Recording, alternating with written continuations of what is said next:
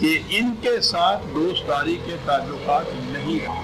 سیاست میں سیاسی طور پر ٹریٹیز جو کی جاتی ہیں، معاہدات جو کیے جاتے ہیں، وہ مودت میں نہیں آتے، دوستداری کا سوال نہیں ہے۔ تو سیاسی طور پر مختلف قوموں کے اندر یہ معاہدے ہوتے ہیں، حضور نے بھی کیے معاہدے، اس سے نہیں قرآن روکتا۔ یہ جو ہے نا یگانگت کے تعلقات، اپنوں میں سے انہیں تسلیم کر لینا، یہ ہے کہ جس کی اجازت قرآن نہیں دیتا۔ یہ ہے نقطہ امتیاز، شروع سے آخر تک قرآن نے اس پہ زور دیا ہے۔ اس لیے کہ جو لوگ قرآن کی ان اساسات اور ان قوانین کو صحیح تسلیم نہیں کرتے، وہ تم میں سے ہو کیسے سکتے ہیں؟ یہ بھی ایک چیز تھی جو یہاں آ کر ہوئی۔ پہلے تو یہی کیا کہ وہ جو دو قومی نظریہ جس کی بنیادوں پر انہوں نے پاکستان کا ایک خطہ زمین حاصل کیا تھا، یاد رکھیے یہ اسلامی حکومت حاصل نہیں کی تھی، ایک خطہ زمین حاصل کیا تھا جس میں اسلامی حکومت قائم کرنے کا امکان تھا۔ تو یہ جو حاصل کیا تھا اس کے لیے بنیاد یہ تھی ان کے اصولوں کے مطابق، کیونکہ وہ ایک الگ قوم کے لیے الگ مملکت کو صحیح مانتے تھے۔ یہ بین الاقوامی اصول اور ایک قانون یا ایک انہوں نے تسلیم کی ہوئی ایک حقیقت مانی ہوئی تھی۔ تو یہ جو چیز تھی کہ مسلمان ایمان کی اشتراک کے بنا پر ایک الگ قوم ہے غیر مسلموں سے، ساری دنیا کے غیر مسلموں سے، یہ تھی وہ وہاں جو لڑائی ہوئی تھی۔ یہ تھا جو ہم نے وہاں یہ نیشنلسٹ علماء جو تھے وہ یہ کہتے تھے کہ نہیں، ہندوستان کی چار دیواری میں رہنے والے مسلمان اور ہندو سکھ عیسائی سارے مل کر ایک قوم بنتے ہیں۔ ہم نے کہا تھا ٹھیک ہے، سیکولرزم کے بنیادوں پر وہ بنتے ہیں، دین کی بنیادیں یہ نہیں ہیں۔ وہاں حزب اللہ اور حزب الشیطان دو الگ جماعتیں، الگ قومیں۔ بہرحال میں نے عرض کیا ہے نا کہ یہ آپ کے ہاں نہ تو تحریک پاکستان کی تاریخ لکھی گئی ہے، نہ قائد اعظم کی سوانح عمری لکھی گئی۔ صحیح بنیاد تو یہ ہے۔ ایک صاحب آئے تھے وہ قائد اعظم کی سوانح عمری لکھنے والے، اور تو ان کو دعویٰ تھا، میں نے دیکھا بھی کہ وہ جس انداز پہ لکھ رہے تھے۔ میں نے کہا ایک بات کا مجھے جواب دیجیے اگر آپ لکھنا چاہتے ہیں۔ قائد اعظم یہاں پوری عمر نیشنلزم پکارتے گئے، ہندو مسلم اتحاد کے سب سے بڑے داعی، ہندوستان میں بسنے والے تمام افراد کو ایک قوم تسلیم کرتے تھے۔ اور وہ مشہور ہے ان کا اسمبلی میں فلور کے اوپر یہ دھڑلے سے کہ I am nationalist first, nationalist second and nationalist last. میں نے کہا یہ کہتے ہوئے وہ یہاں سے گئے، اور اس کے بعد جب واپس آئے تو انہوں نے کہا کہ نہیں، یہ غلط ہے کہ یہاں کے تمام باشندے وطن کے اشتراک کی بنا پر ایک قوم ہے، مسلمان ایمان کے اشتراک پر ایک قوم ہے۔ میں نے کہا یہاں سے قائد اعظم کی سوانح عمری شروع ہوتی ہے۔ اس سے پیشتر وہ بہت بڑے وکیل تھے، بیرسٹر تھے، بہت بڑے لیڈر تھے، ہندو مسلم اتحاد کے بہت بڑے داعی تھے، اس کے لیے کوشش بھی کرتے رہے۔ سیاست یہ تھی، اس میں وہ ناکام رہے، مایوس ہو کر یہاں سے کہہ کے گئے کہ میں نے جو ساری عمر کوشش کی میں سمجھتا ہوں کہ وہ نہیں کامیاب ہو، چلے گئے۔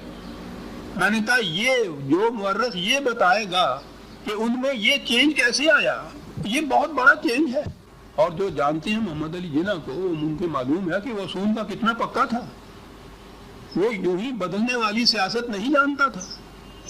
یہ تبدیلی کیوں آئی ہے اس کے اندر، کیوں اس نے خود ہی اپنی سابقہ ساری زندگی کے جس قدر بھی اصول تھے ان کو تیاگ کے رکھ دیا، ایک نیا مسلک اختیار کیوں کیا تھا، کس بنا پہ کیا تھا؟ یہ جواب جو شخص دے سکے گا وہی قائد اعظم کی سوانح عمری لکھ سکے گا، وہی پاکستان کی تاریخ لکھ سکے گا۔ وہ یہاں سے شروع ہوتی ہے۔ تمہیداً اقبال کو ساتھ لے آنا ہوگا کہ انہوں نے یہ بات جو تھی پہلے کہی تھی، لیکن تحریک کے کی روح سے تو یہ قائد اعظم نے یہاں یہ بات شروع کی. وہ کیوں یہ چینج ان کے اندر آیا, کس بنا پہ آیا, کیا وہ چینج تھا جو ان کے اندر آیا, یہاں سے یہ بات شروع ہوتی ہے. اور یہ بات تھی جو انہوں نے آگے کہی کہ میں نہ کوئی مولوی ہوں نہ میں ملا ہوں, لیکن میں نے اپنے طور پر قرآن کریم کا جو مطالعہ کیا ہے اس بنا پر میں اس نتیجے پہ پہنچا ہوں کہ وہ مسلک جو تھا پہلے کا وہ قرآن کے خلاف تھا, اس لیے غلط تھا. یہ مسلک قرآن کے مطابق ہے, اس لیے میں اس کو لے کے آیا ہوں. عزیزان من, کوئی بھی آپ نے بایوگرافی قائد اعظم کی دیکھی ہے جس میں یہ لکھا ہوا ہو؟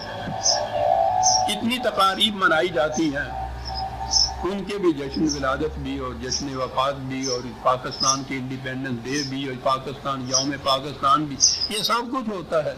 یہ جو ان کے جہاں سے وہ پٹری بدلی ہے انہوں نے, جہاں سے ایک متفارق لائن آئی ہے, ساری پچھلی زندگی کو تیاگ کے ایک نیا اصول لے کے آئے ہیں, یہاں سے بات شروع ہونے والی بات ہے. اور یہ تھی جو قرآن کے مطابق کہ ان کے ساتھ تولہ نہیں ہو سکتا. اب میں نے کہا ہے کہ میں تو ہمیشہ یہ کہا کرتا ہوں کہ چھوٹا منہ اور بڑی بات میں کیا عرض کروں. اب تو میں کہوں گا بھی تو وہ لوگ کہہ دیتے ہیں کہ جو کسی کے جی میں آئے گا, اس لیے میں کہیں کہتا ہی نہیں. اب تو وہ بھی نہ رہے جو اس کی تائید سے شہادت دے سکتے تھے, وہ بھی نہ رہے. 10 برس تک قائد اعظم کے ساتھ مجھے جو شہادت حاصل رہی ہے ان کے ساتھ معیت کی, یہی معاملات تھے قرآن کے جو ان کے ساتھ بحث میں آیا کرتے تھے. مجھے اس کی شہادت حاصل ہے, میں اس کا کوئی صلہ یا معاوضہ نہیں لینا چاہتا, سوال ہی نہیں. یہ تھی چیز. اور پھر وہ اس طرح راسخ کر گئی تھی ان کے قلب کے اندر کہ آپ دیکھیے کہ آخری دم تک وہ کسی معاملے میں ایسے نہیں آئے جہاں ہندوؤں کے ساتھ تولہ کا ذکر آ رہا ہوگا. ٹریٹی آئے گی, معاہدہ ہوگا, ہمیں بھلا ان سے واسطہ کیا جو تجھ سے نہ آشنا رہے ہیں.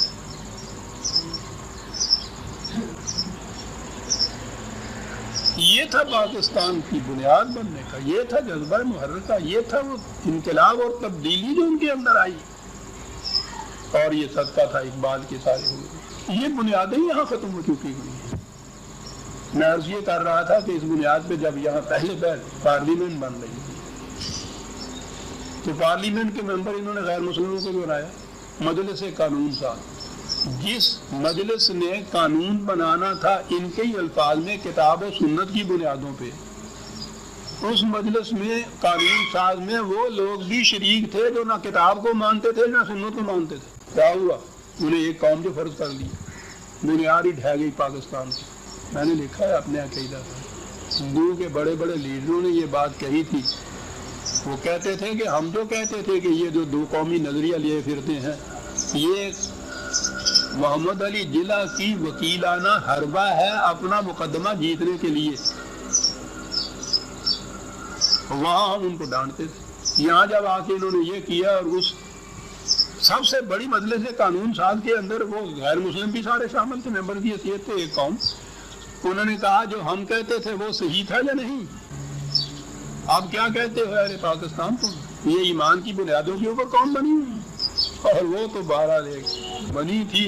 اس کے بعد اس تمام دوران میں جو کچھ بھی ہم نے کیا ہے اس میں یہ 2 قومی نظریہ تو سوال ہی نہیں. ہم مسلمان قوم نہیں الگ بن سکے تو دوسروں کے ساتھ مل کے کہنے کا کرنے کا کام یہاں آگے یہ تھا کہ مسلمانوں کو ایمان کے اشتراک کی بنیاد پر ایک قوم بنایا جاتا, ایک امت بنایا جاتا. پیدائش کی روح سے کوئی نہ مسلمان ہوتا ہے نہ ہندو ہوتا ہے. پیدائش کی روح سے ہم ایسے ہی مسلمان ہوتے ہیں جیسے ارائی برادری کے گھر میں پیدا ہونے والا بچہ ارائی ہوتا ہے نا, وہ کیسے ارائی ہوتا ہے, وہ کیسے راجپوت ہوتا ہے, کیسے ہوتا ہے, وہ ان کے گھر میں پیدا ہو گیا ہوتا ہے. بیان ہی اسی طرح سے ہم مسلمان ہیں کہ ان کے گھر میں پیدا ہو گئے. یہ اسلام نہیں, پاکستان کی بنیادیں یہ نہیں. بس نظریہ پاکستان پہ زور دیا جاتا ہے. آج تک کوئی بتا نہیں سکا ان میں سے, کسی نے نہیں بتایا نظریہ پاکستان ہے کیا. بنیادیں اس لیے کمزور ہو گئی ہیں. نظریاتی مملکت تو کہا جاتا ہے, یہ نظریات تھے, 2 ہی نظریے تھے, اشتراک, ایمان کے اشتراک کی بنیاد پر ایک الگ قوم, اور تمام فیصلے کتاب اللہ کے مطابق. معاملہ ختم. یہ نظریہ پاکستان، نہ وہ رہا نہ یہ رہا. اور پھر اور ہمارے لیے مصیبت ہوئی اگر کھلے بندوں یہاں آ کے ہم ان دونوں کو تیاگ دیتے اور کہتے کہ نہیں صاحب جس طرح سے دنیا کی اور مملکتیں اور قومیں ہوتی ہیں اسی قسم کی یہ ایک چیز ہے، تو کھلے بندوں ایک طرف تو ہم ہوتے، پھر سیکولرزم کی بنیاد کے اوپر سارے معاملات حل ہوتے. یہ کہنے کی جرت نہیں. نام آتا ہے اسلام کا اور ہو وہ رہا ہے جو اسلام کے خلاف ہے. اب اس میں پھر مشکل پیدا ہو جاتی ہے. نبھانا پڑ رہا ہوتا ہے وہ نام جو اسلام کا لیا جاتا ہے، پھر اس کی تعویلیں کی جاتی ہیں ساتھ اسلامی قوانین ساتھ. یعنی اسلام کی ڈیفینیشن کوئی کی جاتا. میں نظریہ کہہ رہا تھا کہ کوئی نہیں سمجھا رہا، اسلام نہیں کوئی بتا رہا کہ کیا ہوتا ہے. ایک ہی اجتماع میں کھڑے ہو کے دو لیڈر الگ الگ نمازیں پڑھ رہے ہیں اور اسلام کی بنیاد کے اوپر لڑائی لڑ رہے ہیں. تو قرآن میں عزیزان من یہ جو چیزیں دی ہیں کہ ان کے ساتھ تودہ نہیں ہو سکتا، ان کے ساتھ دوستداری کے تعلقات نہیں ہو سکتے، یہ الگ قوم ہے تم الگ قوم ہو، یہ حزب الگ ہے تم حزب اللہ ہو، یہ حزب الشیطان ہے، ان کے ساتھ معاملات میں ٹریٹی ہو سکتی ہے. ابھی کہا کہ وہ جو عورتیں ان کی ادھر سے آئی ہیں ان کے ساتھ معاہدہ کرو کہ ہماری ادھر چلی جائیں گی یہاں کی تو جو ہم نے خرچ کیا ہے وہ تم دے دو گے، تمہاری ادھر سے آئی ہے تو ہم نے جو تم نے کیا ہم دے دیں گے. یہ ایک بین الاقوامی سطح کے اوپر ایک معاہدہ ہے اور اس قسم کے معاہدے ہیں. صلح حدیبیہ جو تھا سب سے بڑا معاہدہ تو وہ تھا. یہودیوں کے ساتھ اتنے معاہدے کی رسول اللہ صلی اللہ علیہ وسلم نے مدینے میں آنے کے بعد اہل مدینہ کے ساتھ معاہدے کیے، ان میں یہ یہودی عیسائی بھی شامل. ٹریٹیز معاہدات اور بات ہے، برابر کی سطح پہ وہ ہوتی. مودت، محبت، تولا، یہ چیز نہیں ہو سکتی. اور یہ تھی حضرت ابراہیم علیہ السلام کی زندگی کہ جنہوں نے یہ بات یہاں سے شروع ہوئی تھی کہ جب انہوں یہ کہہ دیا اِذْ قَالُوا لِقَوْمِهِمْ إِنَّا بُرَآءُ مِنْكُمْ وَمِمَّا تَعْبُدُونَ مِن دُونِ اللَّهِ، پوری قوم سے انہوں نے اعلان کر دیا کہ تم سے اور تمہارے یہ جو حکمران اور معبود بنے پھرتے ہیں ہم ان تمام سے قطع تعلق کرتے ہیں، ہمارا ان سے کوئی کفر نہ بکم، تمہارے ساتھ کفر کا تعلق ہے ہمارا. بدا بیننا و بینکم العداوۃ والبغضاء ابدا، تم میں اور ہم میں ابدی طور پر ہمیشہ کے لیے عداوت والبغضاء، نفرت، یہ ہے تمہارے ساتھ ہمارے ابداً ہمیشہ کے لیے. اور آگے شرط لگا دی کہ کیسے یہ بات بدل سکتی ہے. حتیٰ تؤمنوا باللہ وحدہ، تا وقت ہے کہ تم بھی اللہ واحد کے اوپر ایمان نہ لاؤ جیسا ایمان قرآن کہتا ہے کہ ایمان لاؤ. اور وحدہ ایک ہے. دیکھیے یہاں پھر وہ توحید آئی ہے. اگر اللہ کے ساتھ کسی اور کو شریک کر لیا جائے تو یہ ایمان بھی وہ ایمان نہیں ہوگا. اگر کوئی اور قوانین ساز آپ نے تسلیم کر لیے خدا کے ساتھ تو پھر توحید نہیں ہے، شرک ہے. یہاں سارے قوانین جو ہے انسانوں کے بنائے ہوئے وہ نافذ کیے جا رہے ہیں اور ان کو اللہ کے قوانین کہا جا رہا ہے. وحدہ کہا یہ تھا وہ جس سے روکا، اور اس کے اور اس کے ساتھیوں کے اس اعلان کے متعلق کہا کہ لَقَدْ كَانَ لَكُمْ فِيهِمْ أُسْوَةٌ حَسَنَةٌ.